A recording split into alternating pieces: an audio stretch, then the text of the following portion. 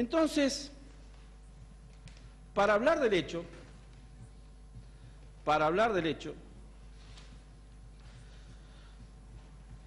tenemos que hacer mención a una serie de secuencias que nosotros hemos llamado la línea del tiempo. Es decir, ¿cómo habría sucedido esto y por qué habría sucedido? Para poder hablar de la línea del tiempo, entonces, la primera secuencia tiene que ver con los días anteriores a la desaparición, la ausencia, secuestro, como quieran llamarlo todos, porque hasta el momento de esos últimos días de marzo y primeros de abril no sabíamos qué estaba pasando. Pero para poder hablar de eso podemos hablar del año 2002 en Tucumán, una pareja joven con una niña de 3 años, viviendo en un barrio sencillo, pero no humilde, de clase media, barrio Gráfico 2. Vivía en la Tucumán, por todos conocida, una Tucumán que no escapaba a las condiciones complejas de Argentina en materia socioeconómica, con una Tucumán quizás particularizada porque, bueno, acá estaba el famoso caso Barbarita, ¿no es cierto?, el tema de las desnutriciones, pero bueno, en Mendoza, mi provincia, o en Córdoba, o en lo otro, Argentina no estaba mejor y atravesábamos una grave crisis política, institucional y social.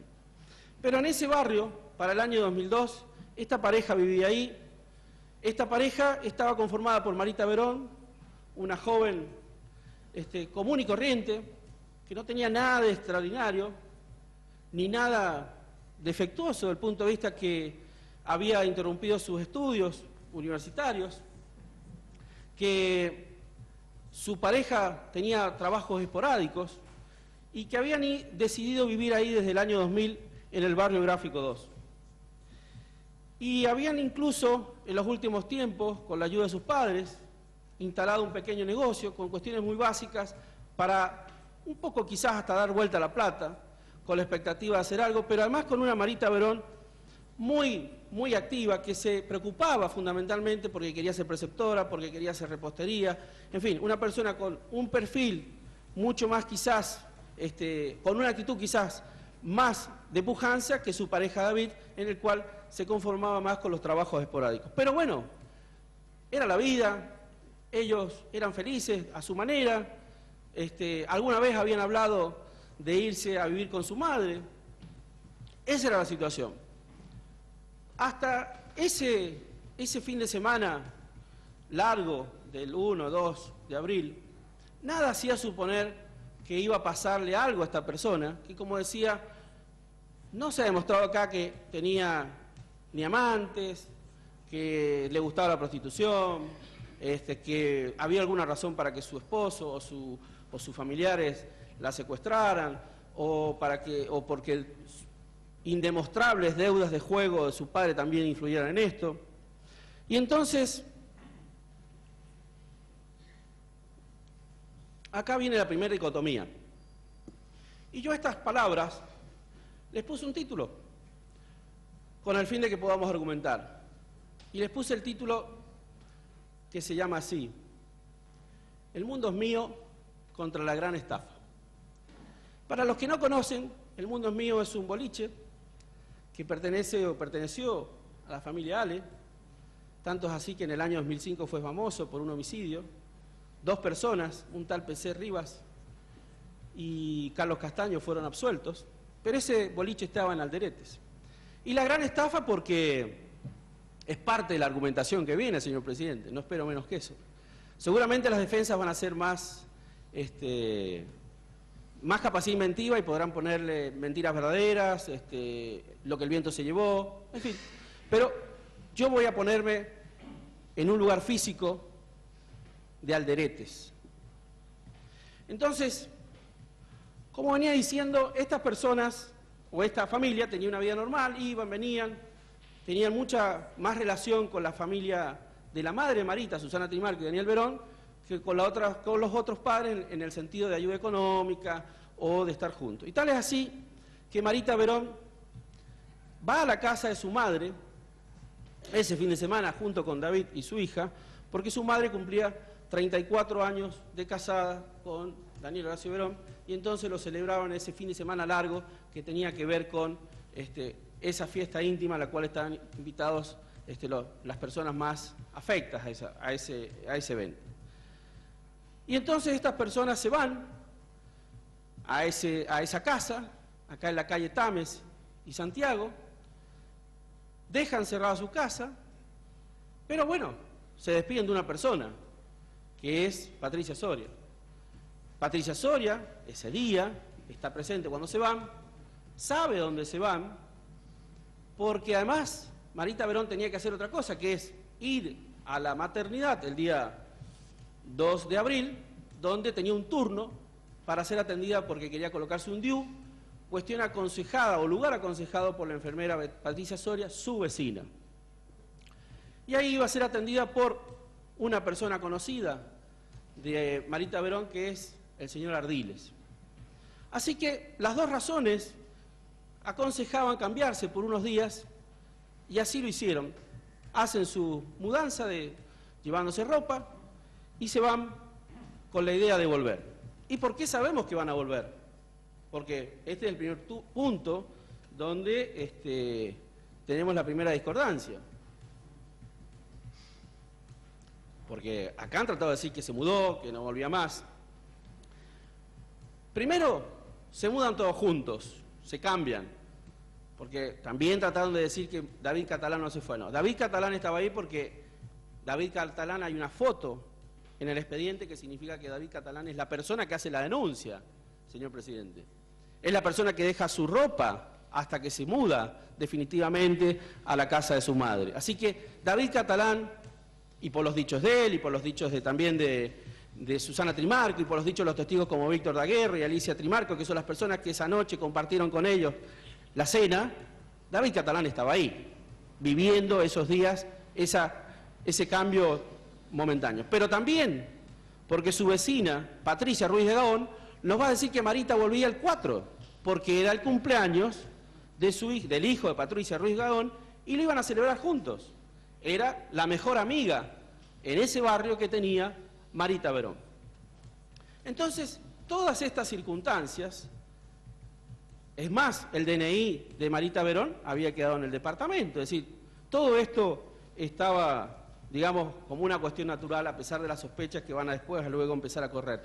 Entonces, se van a ese lugar, a la casa, pasan esos días, y el 2 de abril, Marita Verón va a la maternidad, habla con el señor Ardiles y trae una información. Primero había sido llevada, y además había un detalle, fue su abuelo Orlando el que la lleva a esa maternidad. Y cuando vuelve le dice, mirá mamá, me han dado un turno para mañana, para el Papa Nicolau, y tengo un turno para el 4 de abril que me tiene que hacer la ecografía. Me habían pedido el documento, yo no lo quise dejar, ella no lo había llevado, y además me atendió este señor Ardiles, que me presentó un médico, Tomás Rojas, que me dijo que era, yo le dije que era la ahijada. Y además me llamó la atención porque no era una persona, parece importante, sino que una especie de ordenanza. Toda esta información no la podríamos saber si no es a través de dos personas, o tres. Una, como dije, ya no está acá, pero declaró que es Daniel Horacio Verón. Son tres personas las que nos traen ese relato. Susana Trimarco y David Catalán, que efectivamente nos dicen que lo que estoy relatando, que fue que los turnos, y que había una razón para volver el 3 de abril, que era el Papa Nicolau, y que además eso es contrastable, es demostrable con lo que nos dice Ardiles de cómo se obtenían los turnos, y que además de eso es contrastable con otro elemento objetivo. A preguntas que se le hicieron a Ardiles, si era posible obtener un turno a las 9 de la mañana, dijo, no, para ir a la maternidad y conseguir un turno, 6 de la mañana. ¿Por qué Marita va a las 9 de la mañana? Porque tenía un turno conocido, porque lo tenía a este señor. Si no, iba a perder tiempo. Obviamente que Marita fue a esa hora, porque ya sabía con quién se tenía que encontrar y porque habían hablado. Esto va a ser negado por Ardiles y por Soria, pero no nos adelantemos. Cuando Marita Verón dice que tiene que volver, bueno, al otro día se levanta en la mañana temprano, desayuna con su madre, dice que va a ir sola, que no era necesario, Daniel Verón se demora un poco, dice, me voy caminando. Y se va. Y no volvió, señor presidente. Y acá estamos. Hace 10 años que estamos acá.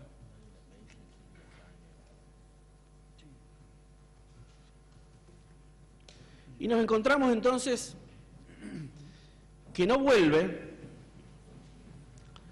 y Marita Verón se fue con sus zapatillas blancas, su jean, su remera turquesa, 5 pesos y la foto de Micaela en el bolsillo. Y se fue. David Catalán dice que le dijo, ya vuelvo, amor. Susana Trimarco dijo, mamá, comprá tinta para que nos tiñamos el pelo a la vuelta. No son las palabras del que no quiere volver, señor presidente. Son las palabras de una persona común, en un día común, en una familia común. Y no volvió. Y empezó entonces esta búsqueda frenética al mediodía, porque Susana Trimarco dice que tiene un presentimiento de que algo había pasado, y no vuelve a la casa, se pone a cocinar y pregunta, y David dice, no sé, dijo que iba a volver, y empieza una búsqueda. Y empieza la búsqueda, hasta que dicen, bueno, vamos a hacer la denuncia, no se la quieren tomar, y hacen la denuncia en la comisaría séptima, donde estaba el comisario Daniel Sánchez, y la tiene que hacer David Catalán porque decían que lo tenía que hacer el marido. Y acá entonces viene la primera cuestión objetiva, la primera foto de este expediente, señor presidente. Si Patricia Soria dijo que no sabía que iba a ir ese día, si el señor Ardiles no sabía que iba a ir ese día, si Patricia Soria dice que no se conocían con el señor Ardiles, ¿por qué entonces, señor presidente, van a buscar la única casa que van a ver, la primera casa que van a ver es la casa de Patricia Soria? Si Patricia Soria hubiera dicho esto, que no sabía y la había recomendado en diciembre del año pasado, del 2001, no había nada que hacer. Pero van ese día, señor presidente. La primera casa que visitan es la de Patricia Soria. ¿Y cómo es que llegan a la casa del señor Ardiles si no es por la dirección de Patricia Soria, porque los señores Verón y Trimarco no lo conocían? ¿Cómo es que no se conocen los que en definitiva eran amantes? Sostenido por David Catalán, que dijo, sí los conozco, yo los vi besarse en el barrio. Entonces, hay un hecho objetivo, señor presidente. A esa casa van, la primera casa. Y con otro elemento objetivo, Patricia Soria, en su declaración testimonial que está reconocida, dice que ese día a la 1 de la tarde llama al señor Ardiles por un tema que no tiene nada que ver con esto, pero después lo va a negar. Entonces, ese día 3 de abril, sí se comunican. Ese día 3 de abril al primer domicilio que van es al de Patricia Soria. Y empieza una búsqueda que no se sabía por dónde ni cómo, solamente era cuestión de ir, buscar, visitar hospitales, maternidades, policías.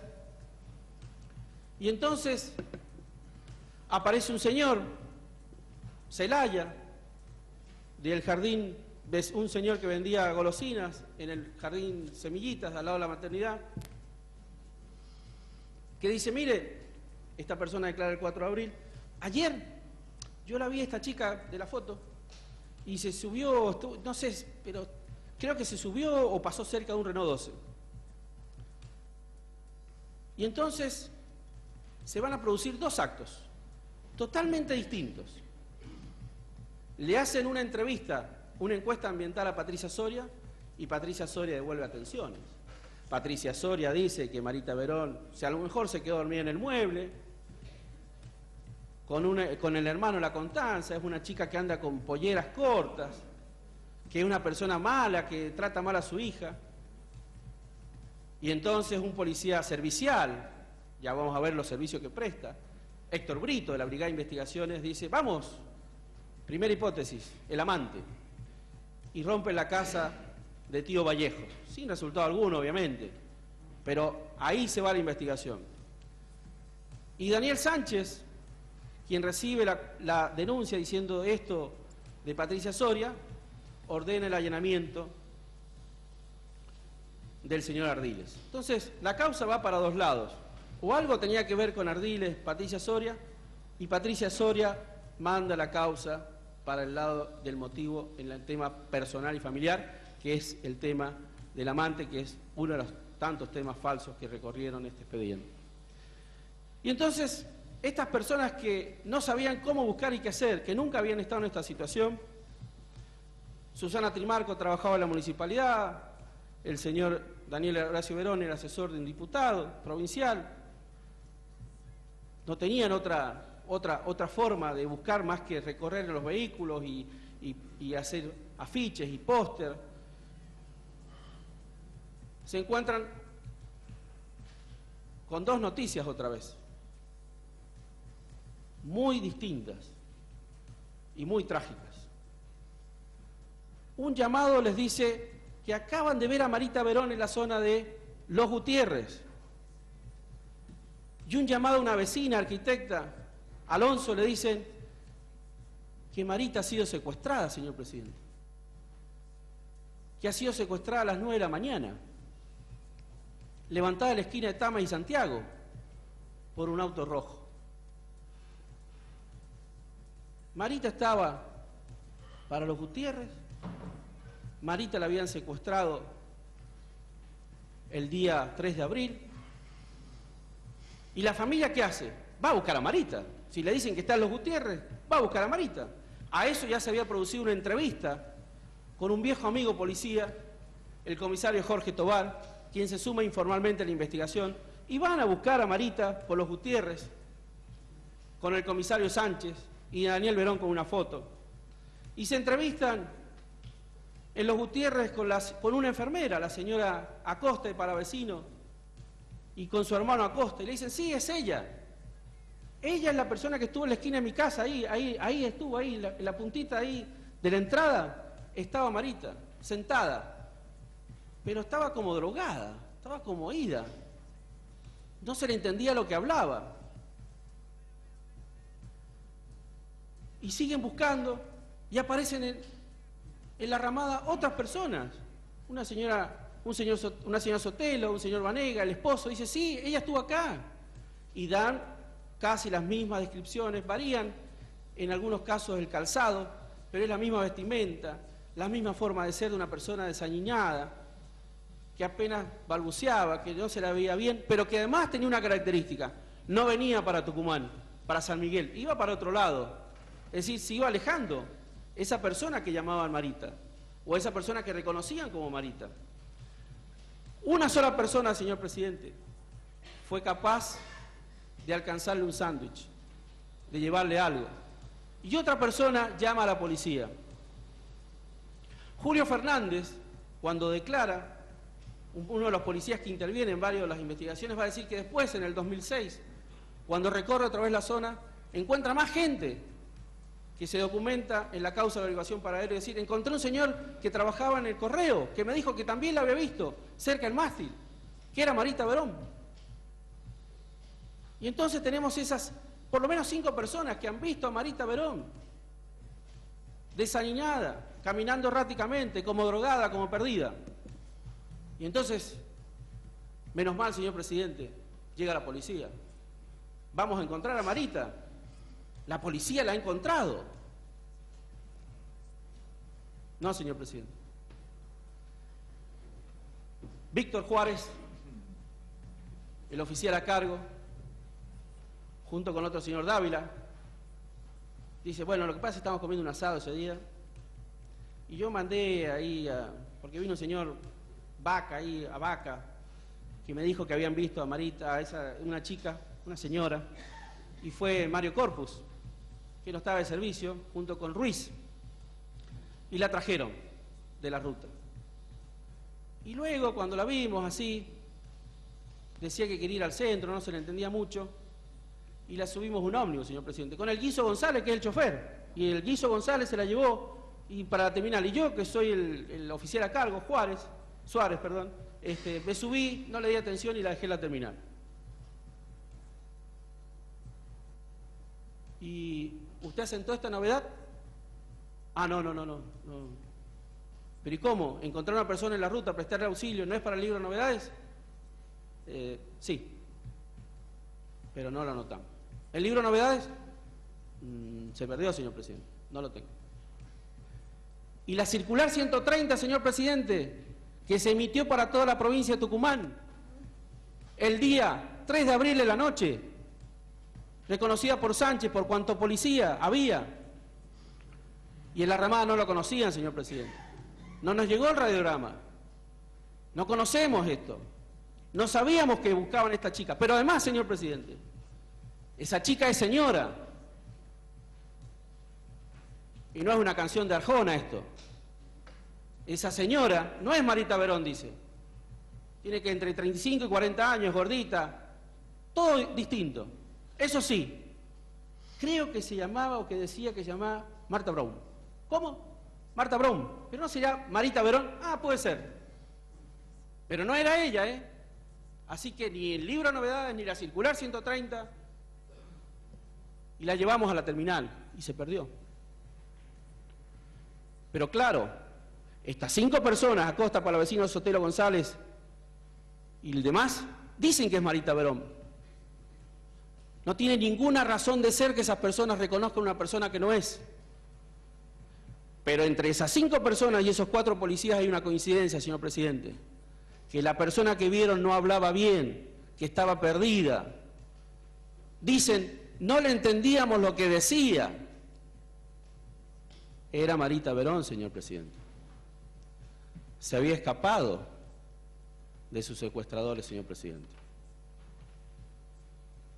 Y estaba drogada, señor presidente. Y andaba sin rumbo cierto. Y la policía de la ramada no devolvió a Marita Verón. Nos la dejó por acá. ¿Nos la dejó por acá? ¿O en realidad nosotros tenemos que seguir pensando mal, señor presidente, que Mario Corpus, que negó en esta audiencia, el que traslada a Marita Verón, que dice que no tiene nada que ver con la prostitución, tiene a su sobrina que sí reconoce que es prostituta, Roxana, que sabe que su tío es Mario Corpus, que declaró en estado terminal, pero Roxana, señor presidente, Roxana es captada por el señor Andrada, señor presidente. Y entonces, señor presidente, vamos a ir de a poco llegando a atar esta situación. Resulta al final que sí hay relación entre la ramada y la prostitución y alguna gente que empieza a aparecer en el grupo, a pesar de esos testimonios que nos indican de una persona que en ese estado terminal fue capaz de venir a recordar acá lo que antes había dicho. Y cuando llegamos entonces a esta situación no tenemos otra alternativa que decir que esa gente de la ramada sí tiene que ver en la desaparición de Marita, que esas personas son las que van a devolver a Marita a su grupo de secuestradores. Y entonces ahora vuelvo a la llamada. Esta gente fue, los familiares, a buscar a Marita Verón y no la encontró. Y la última gente que tuvo a Marita Verón fue la policía de la ramada, señor presidente. Esa policía en el cual la prueba de las llamadas telefónicas de la comisaría jamás pudieron ser obtenidas. Pero que perdió el libro de novedades y que recibió la circular 130 y que vio a Marita Verón y que sí tiene vínculos con la prostitución. Y entonces, señor presidente, ¿cómo es el tema de los secuestradores? Porque teníamos el tema del señor Zelaya, que había declarado el día 4, y dijo, no, yo esta señora la vi el día anterior. Zelaya no lo tenemos acá, falleció, no pudo ser preguntado, pero obviamente que ese llamado telefónico tiene que ver con el hecho y no la declaración de Zelaya respecto de esa situación que dice haber visto una persona mayor y en el cual no da muestras de ninguna seguridad y que además no podemos contrastar. Entonces, el hecho el hecho, está sentado en esa llamada telefónica.